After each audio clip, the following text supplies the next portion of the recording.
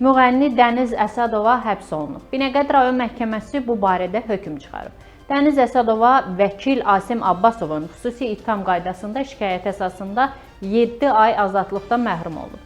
Dəniz Əsədova öz Instagram səhifəsində dəfələrlə vəkil Asim Abbasovu təhqir edib. Onun fotolarını icazəsiz paylaşıb. Bu səbəbdən vəkil xüsusi ittiham qaydasında məhkəməyə müraciət edib. Müğənninin təhqir və böhtan cinayətlərində təqsirli bilinərək ən ağır formada cəzalandırılmasını istəyib.